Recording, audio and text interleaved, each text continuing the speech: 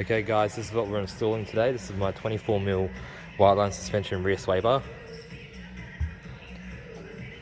Got my mounts for it here, my bushings.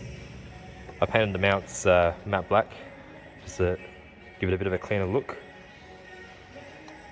Got some black titanium anodized washers from Race Bolts here, just because I had them laying around and I wanted to put them on the car. So just a comparison of what we're doing today, this is my car here, this is my mate's car.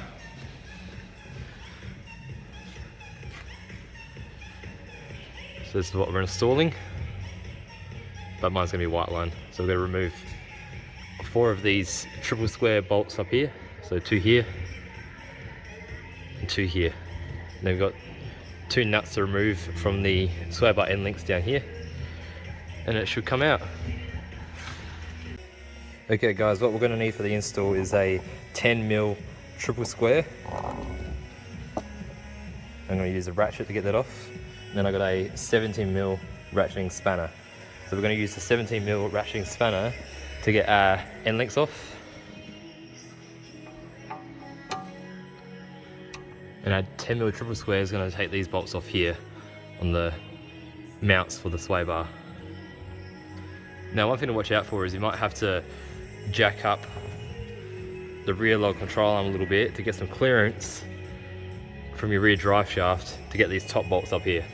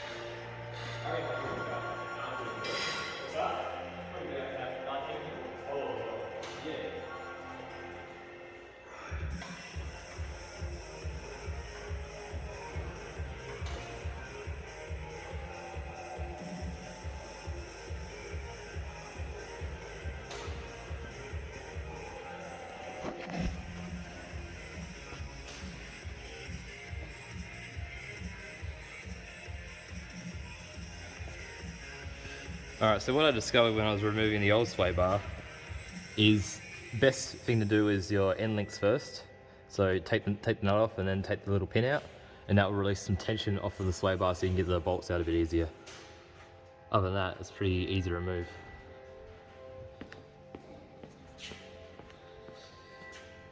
So here's the old sway bar compared to new one. There's quite a bit of difference in size here.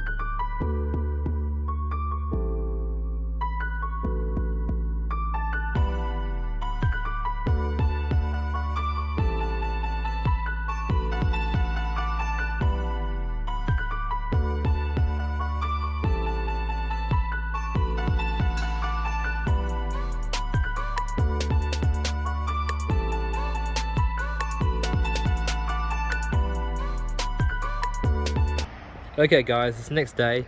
Unfortunately my phone went flat yesterday when I was recording, so I couldn't get the whole video that I wanted to. You saw most of the install, but just to run over some of the parts that you didn't see were we're just tightening up the bolts one last time, and then we were putting on some little locks that are supplied with the Whiteline kit.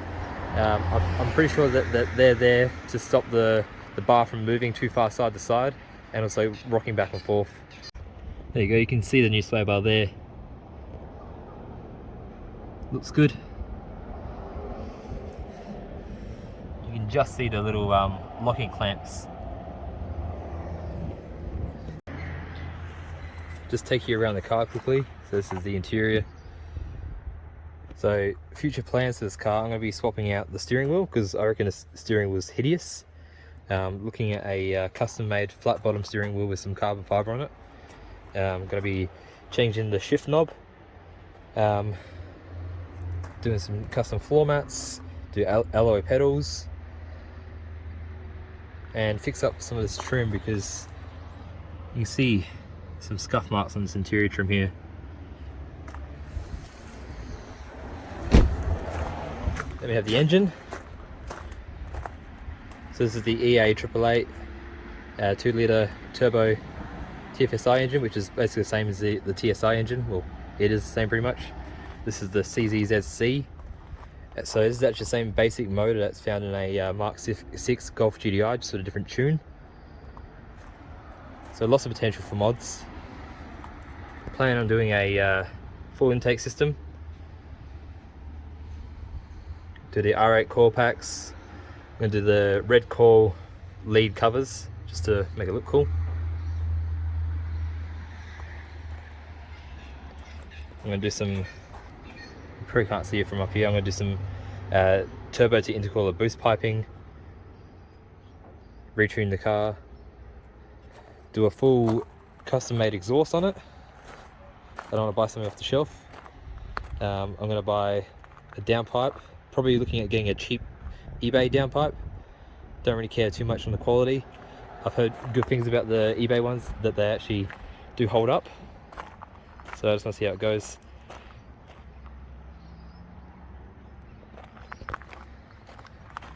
In the boot, I have some of my up and coming mods in here. So we've got some Whiteline goodies for the lower control arm. So these are the lower control arm mounts and rear bushings. We've got some brand new front bushings and our little ball joints. And for the front, we have some used Brembo BM5 4-piston caliper brakes. These are off a Volkswagen Touareg. We're going to be doing them with a Mercedes-Benz ML 330 rotor conversion. So the next thing we'll be doing is some H&R lowering springs. I'm actually going to be running some Audi Q3 spec H&R lowering springs, which might bring it even lower. The next couple of videos, we're going to be, probably one of the next videos is going to be wheels and tires. I promise you it's going to look good. Something that probably hasn't even been done on an Audi Q3 before, so I reckon it'll be something cool to see. Hey guys, that's it for today's video. I hope you enjoyed. Plenty more content to come on my Audi Q3. Please subscribe to my channel. Cheers guys.